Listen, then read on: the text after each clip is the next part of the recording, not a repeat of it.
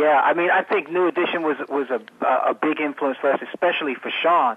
In fact, in high school, you know, Sean was the biggest New Edition fan I'd ever met, you know, and we were really inspired by them. But we were also inspired by, you know, producers. I mean, you talk about Guy, but, you know, behind the scenes from Guy was Teddy Riley, who was a genius for his time, you know, and then the producers such as Jam and Lewis, you know, and L.A. and Babyface were, you know, people that were creating the music, you know what I mean, and also, you know, in some instances performing.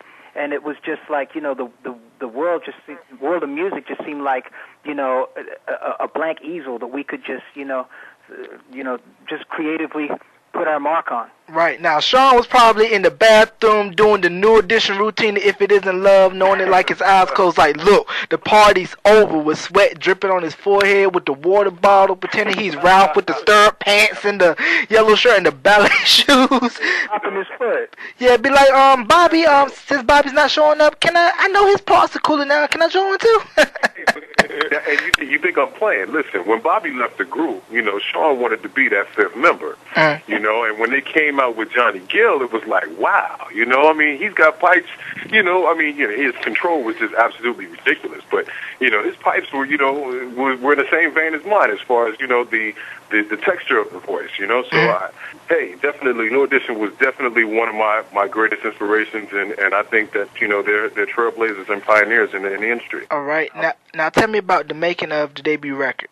Wow, we started out, like Jeff said, with a 3-song demo, and you know, those were the 3 songs that got us signed, and from there, we pretty much just tried to get out as much as possible of these songs and these ideas that were inside of us, because, you know, again, back then, studio time is money. In today's environment, people have it's the day of the home studio. So you have all day, all night to work on a song at your leisure whenever you feel like it.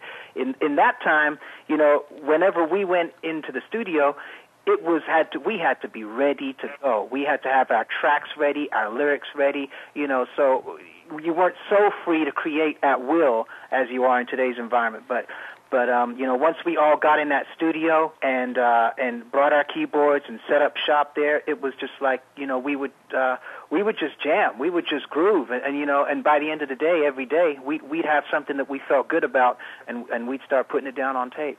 And coincidentally, I'm sorry to interject, but coincidentally, all 3 of those songs made the album. Exactly right. Okay, now tell me about Trusting Me, which was like your guys' first like Billboard hit. You know, it was getting ads on like urban contemporary stations, and It was a homecoming for you, Martin, because y'all performed this record on Soul Train, and you were a former Soul Train dancer. That's right.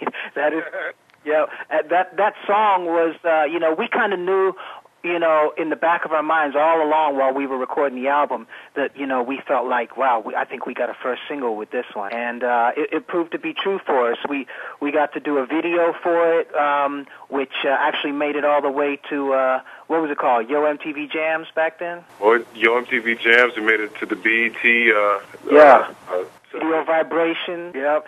And so you know, that song had a place, you know what I mean? And it was a vehicle for us to you know, to travel the country, and you know, we watched it climb up the charts. It was the best feeling we ever had. Right. So when you guys were getting the copy of Billboard or Radio on Records and seeing like ads and heavy and medium, and guys like, yo, man, we taking off. You know what I mean? Scotty Bird was like, hey, you know, I think we got something. Exactly right. Yeah, I mean, we couldn't wait till Thursday came out to see how many ads we got and what station. And does that mean we're going to get to go to New York? Does that mean we're going to get to go to, you know, Florida, to North Carolina, man? And we did. Right. And I was reading on the MySpace page for Az-1 that Von Harper, DJ at WBLS out in New York, played your guys' album on the radio, like the whole thing. From front and back. Hey, Sean, why don't you reminisce on that? Oh, man, you know, Von was great. Von in New York on WBLS, man, he took us in, and we just had a real cool interview. We talked about everything. We were there for probably about 2 hours and sat and played the entire thing front to back in the biggest city in the world, New York City. And it was great for me. I'm sorry, Jeff. Oh, yeah. No, that's your hometown. It was great for me because it was my homecoming, you know, getting to be at home in front of my family and my friends, people that I've grown up with, and to actually have my record you know, be on the radio and spotlight us for 2 hours was just amazing. In the biggest city in the world. In the biggest city in the world. Yeah.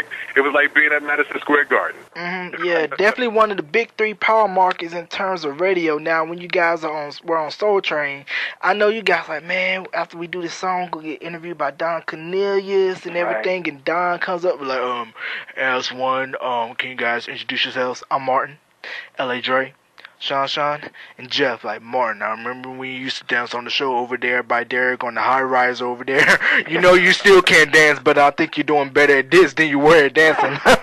That's about it.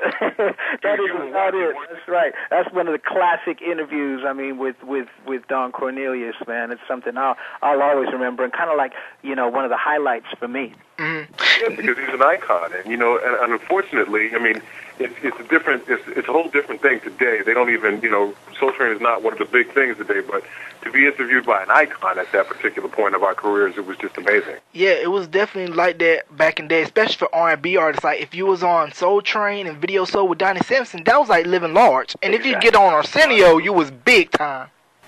Absolutely. If you get on Arsenio. Now, the only knock with being on Scotty Brothers was, of course, it was a smaller label compared to like the likes of MCA, Arista, and Scotty Brothers really didn't have like the funds to really like, you know, did they really have the funds to like push you guys as much as like MCA could push like New Edition to Bobby Brown?